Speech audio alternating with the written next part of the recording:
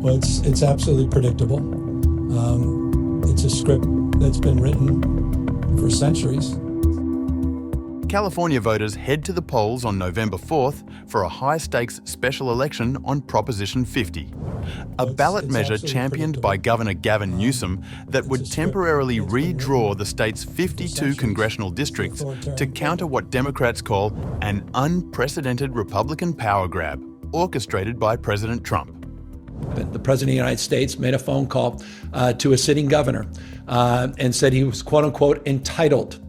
Think about those words, entitled to 5 seats in an unprecedented effort to rig the 2026 election before a single vote was cast. Proposition 50 is a direct response to Texas Governor Greg Abbott's August redistricting, which secured 5 additional GOP seats after Trump urged Republican-led states to redraw congressional maps mid-decade off the traditional 10-year census cycle to maintain House control in next year's midterm elections. Missouri, North Carolina, and Indiana have followed Texas's lead. If passed, Prop 50 would suspend California's award-winning Independent Citizens Redistricting Commission, created by voters in 2008 and 2010 to end partisan gerrymandering, and allow the Democrat-controlled state legislature to implement temporary maps through 2030 that could flip 5 Republican-held seats to Democrats, potentially deciding House control.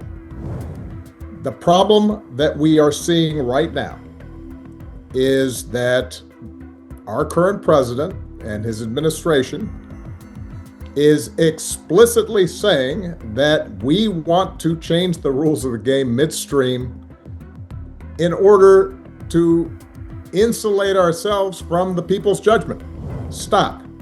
This is not how American democracy is supposed to operate. And that's what Prop 50 is about. And it has critical implications, not just for California, but for the entire country.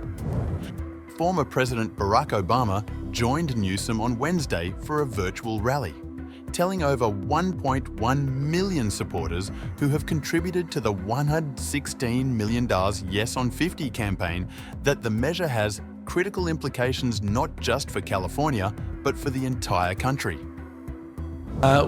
We're actually doing something more meaningful. We're fighting fire with fire. We're not fighting with one hand tied behind our back. And we move forward in a way that I don't think the president or members of Congress expected. And that is we move forward by putting the maps not only through the California legislature with 2/3 of their support, but now in front of the voters. A CBS News YouGov poll released October 23rd shows 62% of likely voters support Prop 50, with 75% saying their yes vote signals opposition to Trump. The measure's success could determine whether Democrats retake the House and derail major parts of Trump's agenda during the final 2 years of his presidency. Despite broad support for the ballot measure, a September Citron Center Politico poll found 64% of Californians prefer keeping the independent commission in place, reflecting nationwide sentiment as 82% of Americans back independent redistricting and 76% oppose mid-decade map changes. Trump has vowed to file a Justice Department lawsuit challenging Prop 50, with Newsom responding on social media. Bring it.